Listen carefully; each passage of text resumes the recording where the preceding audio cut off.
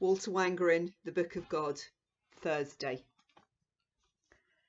Simon Peter thrust his head into the room and said, "Where shall we go to prepare the Passover? Do you have a place in mind?" Jesus looked up from the scroll he'd been reading. "I do," he said. He stood and walked to the window and called, "John, would you come in here?" Then he sat down on the floor again, his back cradled by the corner of the room, his wrists on his knees, hands loose. "What are you reading?" said Simon, the rock. "Songs of comfort, Peter," Jesus said. "Songs of comfort and strength." John came in and stood by Simon. Smiling at them, Jesus said, "Go to Jerusalem. Listen, go round by the Kidron Valley, enter at the southwest through the gate of the Essenes. When a man carrying a pitcher of water passes you and starts to climb Mount Zion, follow him. John knows the way. John even knows the house where he will stop. Ask the householder to show you the guest room where we can eat the Passover. If all is well, he'll take you to a large upper room already furnished. Prepare the meal for us there." They left. Jesus took up his scroll again and read, "I love the Lord because he has heard my supplications. The snares of death encompassed me. I suffered distress and anguish. Then I called on the name of the Lord. O Lord, I beg you, save my life." He stopped reading. He bowed his head and allowed his hair to fall like a curtain between his face and the eyes of any who might enter his room in Bethany now. "Abba," he whispered. It was Thursday. This was Thursday of the week of the Passover, the 33rd year of his life. "Abba, Abba," he whispered. Thursday, the 5th day of the week in which he was to die. That evening Jesus entered the upper room with 10 of the disciples. Simon and John met them there. The table was neatly set. Already the prescribed foods had been brought in, filling the room with a rich aroma. Lamb, unleavened bread, a sauce of bitter herbs, wine. The table, low to the ground, was shaped like a C, so the servants could enter the middle and approach each place. One would not sit at such a formal meal. The table was furnished with low couches on 3 sides of it. One reclined on these. The candles were lit. It was dusk outside. Shadows were gathering at the high ceiling.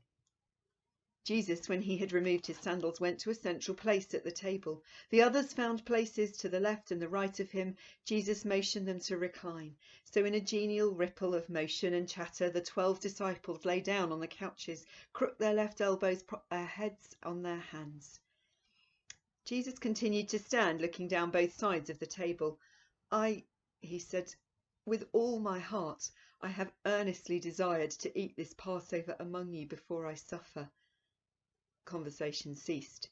Faces tilted towards him, his people frowning, questioning, exhibiting surprise and sudden blinking pity. His foolish people still ignorant of what was to be, though he had told them. He had told them.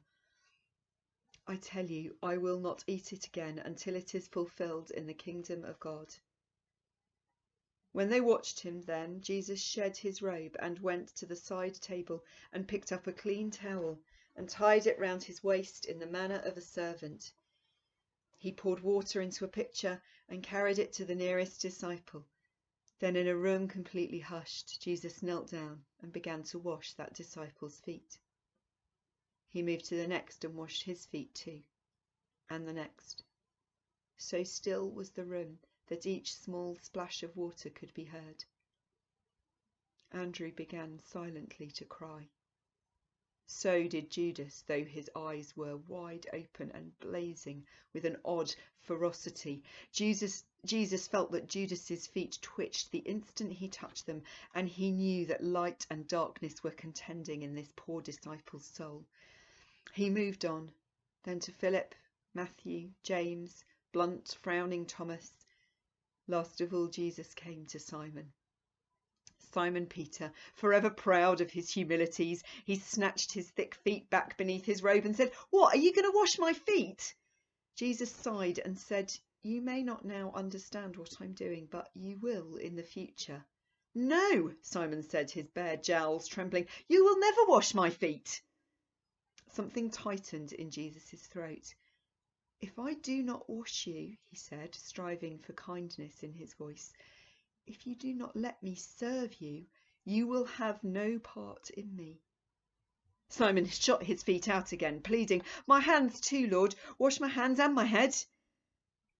As he rubbed the hard soles of Simon Peter's feet, and then again as he towelled them dry, Jesus said, "Those who have bathed do not need to wash, except for their feet, for they are clean all over." Jesus removed the towels and laid them again on the side table. He put his arms through the short sleeves of his own robe and took his place reclining among the disciples. "Do you understand what I've just done to you?" he said. "You call me teacher and Lord, and you are right because that's what I am. Now if I, your Lord and teacher, have washed your feet, then you too must wash each other's feet. This is an example. Blessed are you, my friends, if you do it." He paused a moment. "Come," he said, "let's eat."